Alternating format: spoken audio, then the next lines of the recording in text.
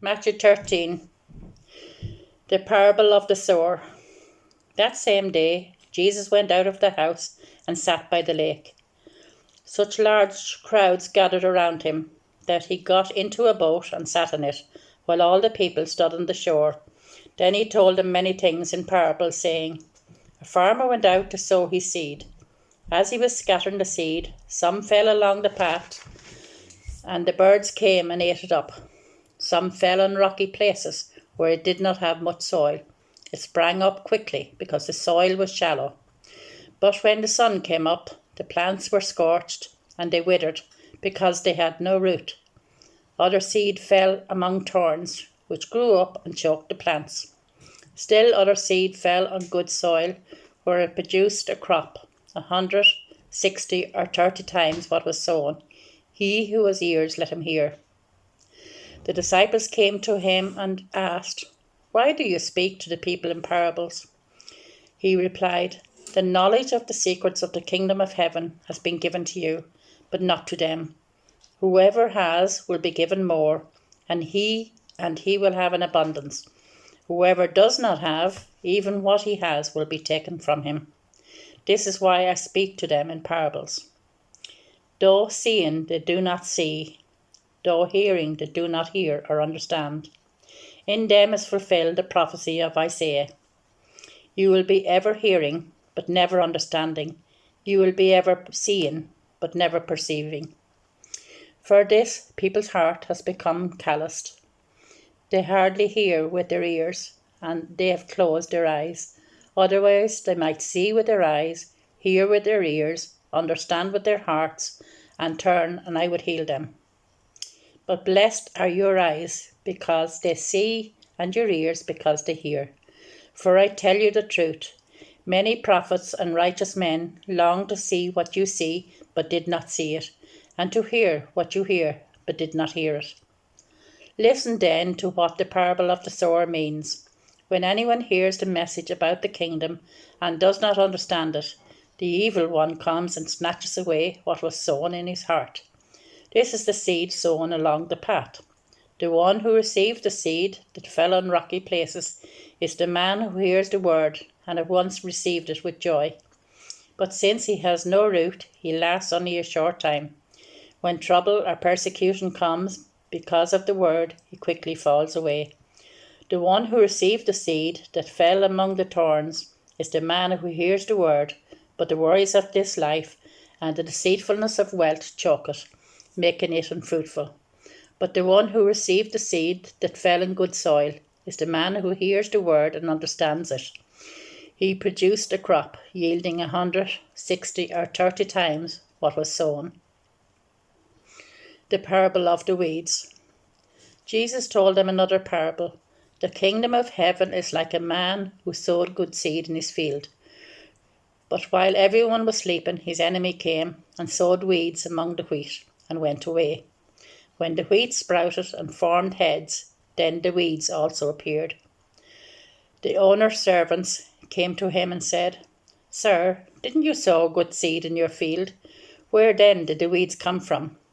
An enemy did this, he replied. The servants asked him, Do you want us to go and pull them up? No, he answered, because while you are pulling the weeds, you may root up the wheat with them. Let both grow together until the harvest.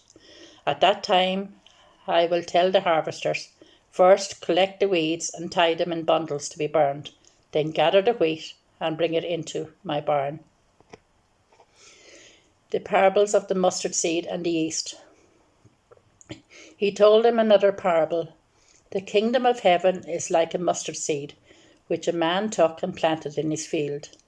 Though it is the smallest of all your seeds, yet when it grows, it is the largest of garden plants and becomes a tree, so that the birds of the air come and perch in its branches. He told them still another parable. The kingdom of heaven is like yeast that a woman took and mixed into a large amount of flour until it worked all through the dough. Jesus spoke all these things to the crowd in parables. He did not say anything to them without using a parable. So was fulfilled what was spoken through the prophet. I will open my mouth in parables. I will utter things hidden since the creation of the world. The parable of the weeds explained. Then he left the crowd and went into the house. His disciples came to him and said, "Explain to us the parable of the weeds in the field." He answered, "The one who sowed the good seed is the Son of Man. The field is the word, and the good seed stands for the sons of the kingdom. The weeds are the sons of the evil one, and the enemy who sows them is the devil. The harvest is the end of the age, and the harvesters are angels. As the weeds are pulled up and burned in the fire, so it will be at the end of the age. The sons of man will send out his angels, and they will weed out of his kingdom everything that causes sin, and all who do evil. They will throw them into the fiery furnace, where there will be weeping and gnashing of teeth.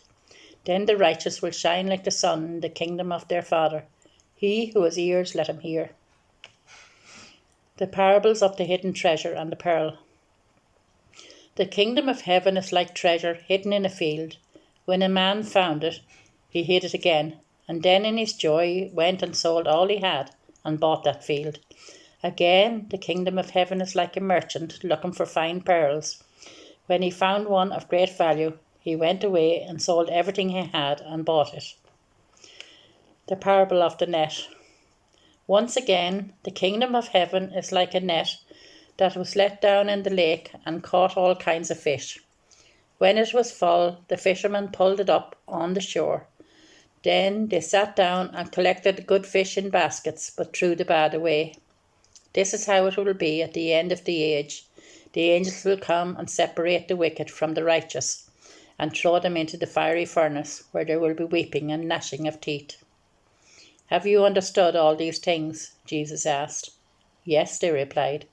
He said to them, "Therefore, every teacher of the law who has been instructed about the kingdom of heaven is like the owner of a house who brings out of his storeroom new treasures as well as old."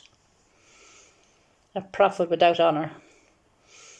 When Jesus had finished these parables, he moved on from there. Coming to his hometown, he began teaching the people in their synagogue, and they were amazed. "Where did this man get this wisdom and these miraculous powers?" they asked. "Isn't this the carpenter's son? Isn't his mother's name Mary? And aren't his brothers James, Joseph, Simon, and Judas? Aren't all his sisters with us? Where then did this man get all these things?" And they took offence at him. But Jesus said to them, "Only in his hometown and in his own house is a prophet without honour." And he did not do many miracles there because of their lack of faith.